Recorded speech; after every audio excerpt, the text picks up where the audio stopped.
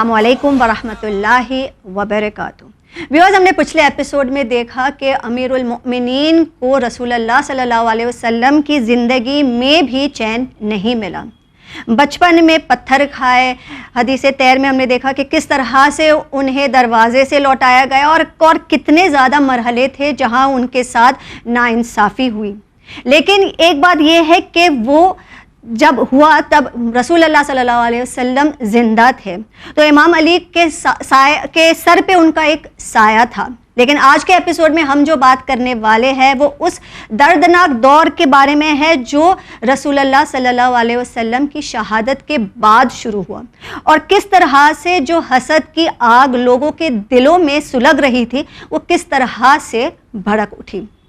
تو چلیے اس ٹاپک کو آگے بڑھاتے ہیں مولانا وسیع حسن صاحب کے ساتھ، جو آج ہماری رہنمائی کے لیے موجود ہے۔ آئیے ان کا استقبال کرتے ہیں۔ آغا سلام علیکم۔ وعلیکم السلام ورحمۃ اللہ وبرکاتہ۔ تو جیسے ہم نے پچھلے ایپیسوڈ میں دیکھا کہ کس طرح سے آخری ٹائم پر ہولی پروفیٹ صلی اللہ علیہ وسلم نے کہا کہ اگر آپ کو ناصر ملے تو آپ جنگ کرنا، ورنہ آپ صبر کرنا۔ تو جب ہولی پروفیٹ کی دفن ہو رہا تھا، جب یہ سب معاملات ہو رہے تھے، تو سقیفہ میں کیا ہو رہا تھا اور یہ کیوں ہوا؟ جبکہ جیسے آپ نے کہا کہ واضح طور پہ امام ہولی پروفیٹ نے کہا تھا، اعوذ باللہ من الشیطان الرجیم، بسم اللہ الرحمن الرحیم، الحمد للہ وصلی اللہ علی رسول اللہ وآلہ الطاہرین۔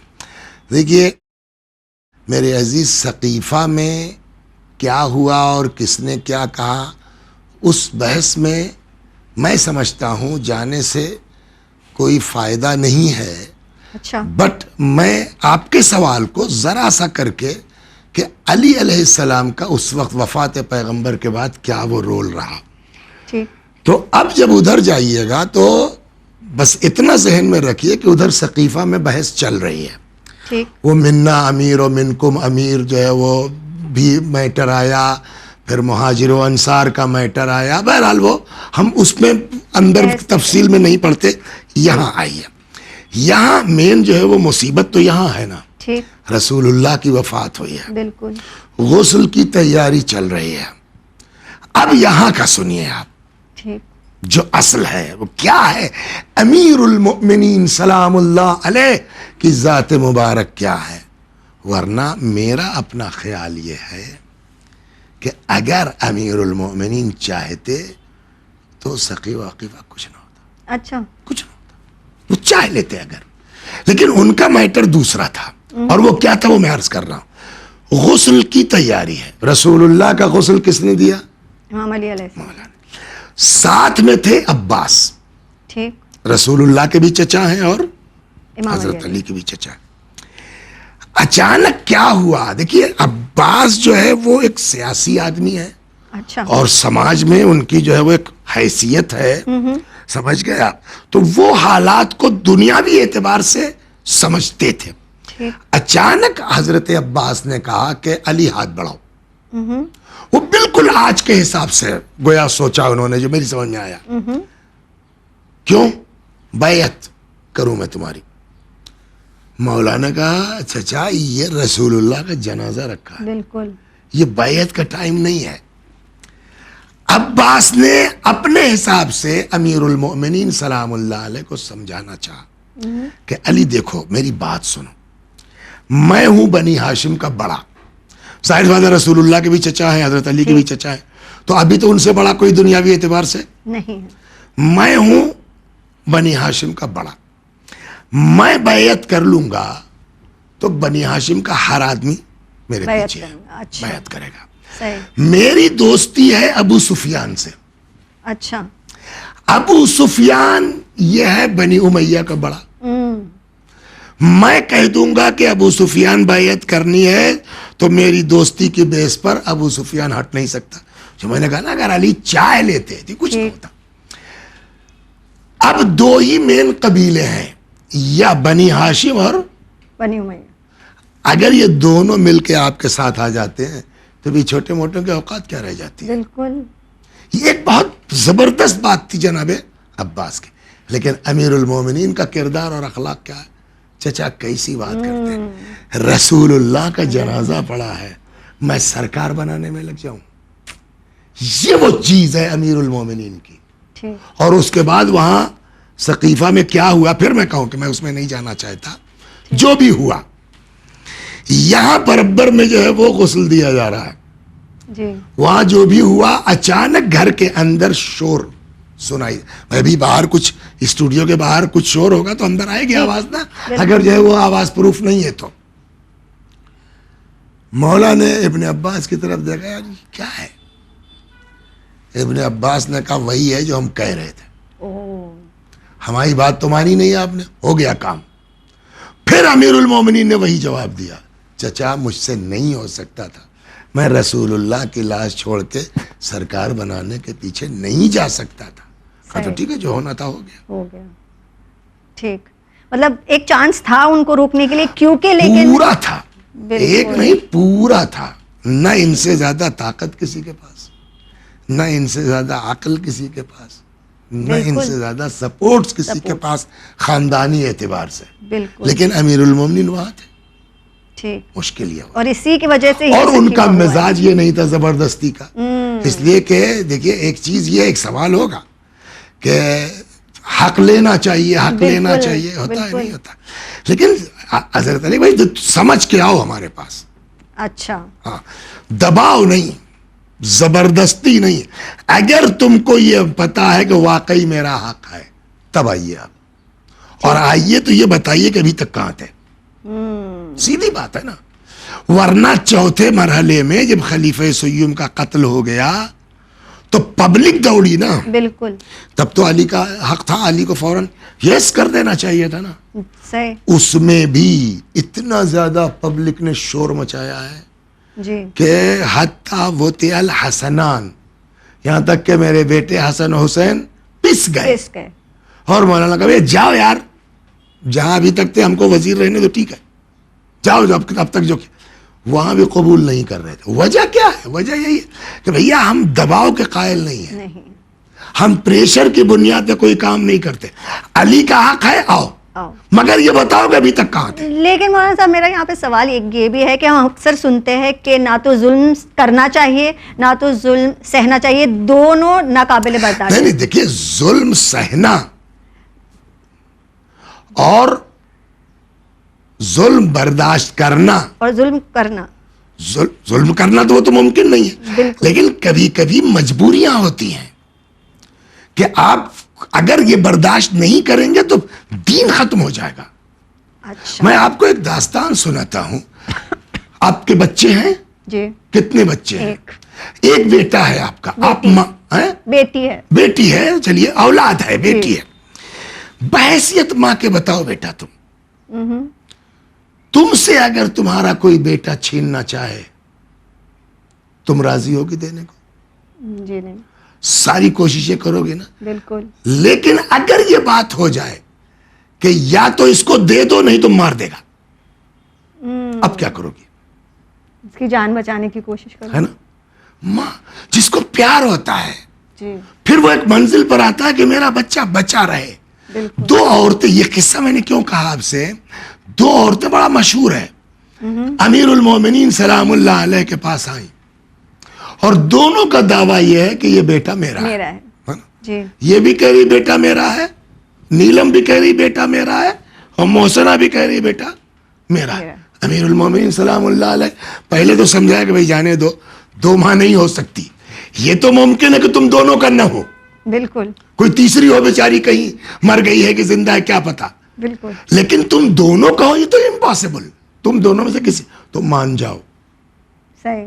یا تو تمہارا ہے یا تمہارا ہے. اب وہ نہیں صاحب میں کیسے مان جاؤں؟ پوری سیریسنس کے ساتھ مولانا اقمبر، دیکھو بھائی اب یہ دونوں ماننے کو تیار نہیں، کیا کیا جا سکتا ہے؟ ہم لوگ ہوں تو ذرا سے مسکراہٹ آ جائے، لاؤ بھائی کاٹ دو، آدھا اس کو دے دو آدھا اس کو دے دو. تو جس کا بیٹا نہیں تھا اس کو کیا پرابلم ہے؟ اگر میرے پاس نہیں تو اس کے پاس بھی نہیں، مرنے دو. لیکن جس کا بیٹا ہے اس کا مزاج کیا ہے؟ میرے پاس رہے یا نہ رہے مگر میرا بچہ زندہ رہے. امیر المومنین سلام اللہ علیہ کے لیے یہ اسلام ان کی اولاد کی طرح تھا. جی سمجھا. ان کا مقصد یہ نہیں تھا کہ میں حکومت پا جاؤں, ان کا مقصد تھا کہ جس محنت سے خیبر و خندق وغیرہ سے گزر کے اس منزل پر یہ دین آیا ہے جی وہ بچ وہ جائے. بچ جائے. مجھے سرکار ملے نہ ملے, بنے نہ بنے, تو علی کا مقصد یہ تھا دین محفوظ رہے. محفوظ رہ جائے. اس لیے کہ علی کے اندر وہ ماں والا دل ہے, باپ والا کلیجہ ہے اس دین کے تئیں. ٹھیک, لیکن جیسے آپ نے کہا کہ اسلام بچ جائے یہی ان کا مقصد تھا, لیکن تب جو مرحلے میں جو وہ 3 خلیفوں کا جو دور تھا ان میں قرآن امام علی نے جمع کیا, تو پھر وہ قرآن کیوں انہوں نے قبول نہیں کروایا کہ یہ قرآن کو مانا جائے؟ پہلا سوال یہ ہے کہ اس وقت تک جب علی نے قرآن پیش کیا قرآن جمع ہو چکا تھا یا نہیں ہوا تھا؟ پہلا سوال تو یہ ہے. ہمارا عقیدہ یہ ہے کہ اس وقت تک نہیں, دور پیغمبر میں رسول اللہ کے زمانے میں رسول اللہ نے پوری ایک کمیٹی بنائی تھی. ٹھیک, سمجھ گیا. امیر المومنین کی دیکھ ریکھ میں, مولا کے دیکھ ریکھ میں, رسول اللہ کے نگرانی میں پورا قرآن جمع ہوا. اور امیر المومنین سلام اللہ علیہ یہاں تک فرماتے ہیں کہ وہ جمع کر کے میں نے اس کو پورے قرآن کو پیلے کپڑے میں لپیٹ کے اپنی مہر لگائی. اچھا, سمجھا. تو قرآن اس کا مطلب, اچھا, اور سیدھی بات یہ ہے کہ اگر قرآن کتابی شکل میں جمع نہیں تھا تو اس کا کیا مطلب نکلتا ہے انی تارکن فیکم الثقلین کتاب اللہ؟ تو اس کا مطلب وہ بک شیپ میں تھا. اچھا, اور اس کو جو ہے پیغمبر کے حکم سے مولا کائنات اور کچھ لوگوں نے مل کے اس کو جمع کیا, مطلب پیغمبر کے دور میں ہی, دور پیغمبر. اچھا, سوال یہاں ہے جو آپ نے کہا کہ علی قرآن لائے, تو جب قرآن جمع ہو چکا تو علی علیہ السلام میں قرآن جمع کرنے کی کیا ضرورت تھی؟ پر یہ ہم بات سنتے ہیں نا. میں رکے, میں اسی کا جواب میں آپ کو دینا چاہتا ہوں. تو علی کو قرآن جمع کرنے کی کیا ضرورت تھی؟ یا ہمارے برادران اہل سنت کیا بھی کہا جاتا ہے عثمان کے زمانے میں جمع ہوا. جب رسول اللہ کے زمانے میں جمع ہو چکا تو عثمان کے زمانے میں کیا ضرورت تھی؟ بالکل. دیکھیں, اس کو سمجھنے کی ضرورت ہے. اصل قرآن رسول اللہ کے حکم سے ان کے زمانے میں جمع ہو گیا.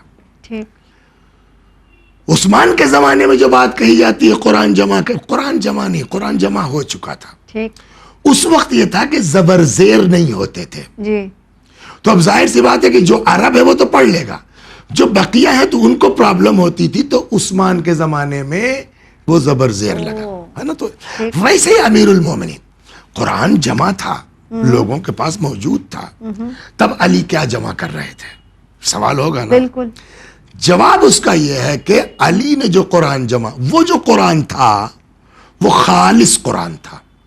اچھا, امیر المومنین جو جمع کر رہے تھے کون سی آیت کب نازل ہوئی, کہاں نازل ہوئی, کس کے بارے میں نازل ہوئی, پوری تفصیل کے ساتھ امیر المومنین جمع کر رہے تھے. اور اس کے ریجیکٹ کرنے کا ریزن یہی ہے. آپ نے اگر سنا ہوگا کہ جب جمع کر لیا تو بعض روایتوں میں باقاعدہ اونٹ پہ رکھ کے امیر المومنین قرآن لے کے آئے تھے اور فرمایا بھائی یہ میں نے جمع کر دیا. جی, کون سی آیت کب نازل ہوئی, کہاں نازل ہوئی, کس کے بارے میں نازل ہوئی, سب ہم نے جمع کر دیا ہے. ایک آدمی, اس کو کہتے ہیں نا دماغ, اس نے کہا علی ہمارے پاس جو قرآن ہے وہ انف ہے. علی نے کہا کوئی ضرورت نہیں, ٹھیک ہے ہم واپس لے جاتے ہیں. اس آدمی نے کیوں کہا ہمارے پاس جو ہے انف ہے؟ اس لیے کہ پھر اس میں تو سب لکھا ہوا ہے نا, اور اگر اس کو ریکگنائز کر دیا گیا تو معاملہ پھنس جائے گا, لہذا وہی والا ٹھیک ہے. ٹھیک ہے, وہ علی اپنا قرآن لے کے واپس آ گئے. ایک تو میرا اگلا سوال آپ کے لیے یہ ہے کہ امام علی کے زندگی میں ایک ایسا بھی دور آ گیا تھا کہ جہاں لوگ ان کو سلام نہیں کرتے, البتہ کہ جب وہ سلام کرتے تھے وہ جواب نہیں دیتے تھے, اور ممبروں پر بھی. احسن, تم یہ روایت ہمارے یہاں ہے کہ ایک دن حضرت امیر سلام اللہ علیہ گھر آئے تو جناب فاطمہ نے ان سے پوچھا. اب وہ کس ذریعے سے بی بی تک خبر آئی تھی, کس نے پہنچائی تھی, وہ ایک الگ چیز ہے. تو جب حضرت گھر تشریف لائے جناب فاطمہ نے پوچھا کہ علی سنا ہے لوگ آپ کو مدینے میں سلام نہیں کرتے. تو مولا نے جو جواب دیا وہ واقعی رقت والا. فرمایا کہ فاطمہ بات یہ نہیں ہے کہ مجھے سلام نہیں کیا. اب تو نوبت یہ ہے کہ میں سلام کرتا ہوں تو لوگ جواب دینے سے کتراتے ہیں. یہ تو چیز ہے روایتوں میں, کتابوں میں ہمارے یہاں موجود ہے. لیکن میرا سوال یہ تھا کہ لوگ مطلب ممبر پر بھی لعنت بھیجتے تھے امام علی علیہ السلام کے نام پر, تو یہ سب کیوں شروع ہوا اور کس نے شروع کیا اور کب تک یہ سلسلہ چلا؟ یہ جو ہے وہ شام سے ہوا ہے, سمجھ گئے آپ. امیر المومنین علیہ السلام کی شہادت کے بعد سے وہ جب کیا کہتے ہیں صلح وغیرہ ہو گئی, تو یہ شام سے شروع ہوا, معاویہ کے زمانے سے ہوا اور عبدالعزیز تک چلتا رہا. اچھا, عمر ابن عبدالعزیز کہہ رہا ہوں, عمر ابن عبدالعزیز کے زمانے تک یہ معاملہ کون سے امام کے دور چلتا رہا. یہ میرے خیال میں 7ویں امام کے زمانے تک جو ہے وہ یہ سلسلہ چلتا رہا. عمر ابن عبدالعزیز نے پھر آ کر کے اس کو بند کروایا ہے. اور بلکہ اس کا ایک بہت اچھی داستان بھی ہے. عمر ابن عبدالعزیز کا استاد جو تھا وہ اندر سے محب علی تھا. اچھا, تو ایک عام بات ہو گئی تھی اس زمانے تک امیر المومنین کو برا بھلا کہنا. تو یہ جب مسجد میں لڑکے تھے, استاد آئے تو دیکھا کہ یہ بچے جو ہے وہ حضرت علی کو برا بھلا کہہ رہے ہیں. تو استاد ایک کنارے بیٹھ گئے. تو عمر ابن عبدالعزیز جو ہے وہ سمجھدار تھا. وہ آیا کہنے کا استاد ہم لوگوں سے کچھ غلطی ہوئی, کہ یہ بتاؤ تم کو کیسے پتا کہ اللہ جو ہے وہ احد والوں سے ناراض ہے؟ کہاں ناراض ہے؟ کہا پھر علی کو تم لوگ کیوں گالیاں دے رہے تھے؟ تب یہ چونکے. تو کہا استاد اگر کسی وقت بھی اگر میرے پاس طاقت آئی تو میں یہ بند کراؤں گا. پھر حالات اس طرح ہوئے کہ یہ خلیفہ ہو گیا بعد میں, تب اس نے جو ہے وہ حکم دیا. اور میرے خیال میں ظاہراً 70 برس کے بعد امیر المومنین سلام اللہ علیہ کو ممبروں سے سب و شتم کیے جانے کا. بالکل. مطلب امام کی یہ مظلومیت کا ایک یہ پہلو ہے کہ کتنے 70 سال جیسے آپ نے کہا کہ ان کو برا کہا جاتا تھا. لیکن یہ تو عجیب مظلومیت ہے میرے مولا کی سلام اللہ علیہ, عجیب مظلومیت ہے. اتنا مظلوم کوئی نہیں ہے دنیا میں. ٹھیک. لیکن ایک اور بات ہے کہ یہ تو امت کی بات ہوئی. اس دور میں بی بی فاطمہ الزہرا کی شہادت کی بھی یہ وقت تھا. تو یہ واقعے نے کس طرح سے امام علی علیہ السلام کو متاثر کیا جو بی بی فاطمہ الزہرا کی شہادت کا تھا؟ دیکھیے جناب فاطمہ زہرا کی شہادت کے لیے جو ہے وہ پوری تفصیل میں گئے بغیر ایک جملہ جو ہے امیر المومنین کا جو ہمارے یہاں کتابوں میں ہے, اس سے ہی اندازہ ہو جاتا ہے کہ حضرت کو اذیت کتنی تھی. غسل دیا گیا, کفن پہنایا گیا, جنازہ تیار ہو گیا, بچوں سے کہا آؤ آخری دیدار کر لو, وہ مسئلہ بھی ختم ہوا, پھر لے کے آئے, دفن کر دیا گیا. اب جو روایت کہتی ہے کہ بی بی کی دفن کے بعد امیر المومنین جب گئے ہیں, نہیں گئے ہیں تو انشاءاللہ لے جائے, یہ بقی ہے, اس سامنے روضہ رسول ہے, تو بقی میں جناب زہرا سلام اللہ علیہ کی قبر مبارک پر بیٹھ گئے, رخ کیا قبر پیغمبر کا اور فرمایا سلام ہو یا رسول اللہ آپ پر, میری طرف سے, آپ کی چہیتی کی طرف سے جو آپ کے پاس پہنچی ہیں, اور ابھی آپ کو یہ بتائیں گی کہ آپ کے بعد ہم لوگوں پر گزری کیا ہے. یہ سب فرماتے, جو اصل جملہ جو آپ نے کہا کہ امام پر اثر کتنا ہوا, وہ اس جملے سے ظاہر ہوتا ہے کہ فرماتے ہیں قل یا رسول اللہ ان صفیت کا. ایک بات میں رک کے اور کہہ دوں, قرآن مجید کہتا ہے وَجَعَلْنَاهُمْ أَئِمَّةً يَهْدُونَ بِأَمْرِنَا لَمَّا صَبَرُوا, ہم نے ان کو امام بنایا ہے ان کے صبر کی بنیاد پر. تو علی سے بڑا صابر کوئی نہیں ہے, یہ ذہن میں رہے. تب اس جملے پر جب آپ غور کریں گی کہ قبر نبی کی طرف رخ کر کے جہاں ساری باتیں کہیں وہیں کہتے کہتے کہتے قل یا رسول اللہ ان صفیت کا صبری, یا رسول اللہ آپ کی چہیتی کی جدائی اب علی سے برداشت نہیں ہو رہی ہے. تو جہاں علی کہیں گے قل صبری, تو اس سے اندازہ ہوتا ہے کہ حضرت زہرا سلام اللہ علیہ کی شہادت کا کتنا بڑا اثر امیر المومنین سلام اللہ علیہ پر تھا. جزاک اللہ مولانا صاحب, آپ نے ہمیں یہ سب انفارمیشن دی. تو ویورز, ہم نے دیکھا کہ امام علی علیہ السلام کی جو مظلومیت ہے ہم تصور بھی نہیں کر سکتے. سوچیے آپ کہ جو انسان اتنا بہادر ہے, اتنا دلیر ہے, جس نے خیبر کا در اکیلے اکھاڑا ہو, اس نے خندق میں مرحب جیسے نامی پہلوان کو اکیلے واصل جہنم کیا ہو, اور وہ انسان بی بی فاطمہ الزہرا کی شہادت کے بعد, ان کو دفن کرنے کے بعد, جیسے مولانا صاحب نے کہا کہ وہ رسول اللہ کے قبر کو رخ کر کے بتا رہے ہیں, گریا کر رہے اور کہہ رہے کہ آپ کی بیٹی آپ کو بتائے گی کہ آپ کے جانے کے بعد آپ کی امت نے ہم پر کتنے ستم ڈھائے. ہم امام علی علیہ السلام کی یہ مظلومت کی داستان اگلے ایپیسوڈ میں جاری رکھیں گے. تب تک کے لیے آپ مجھے دیجیے اجازت, لیکن آپ بنے رہے چینل ون کے ساتھ. شکریہ. خدا حافظ.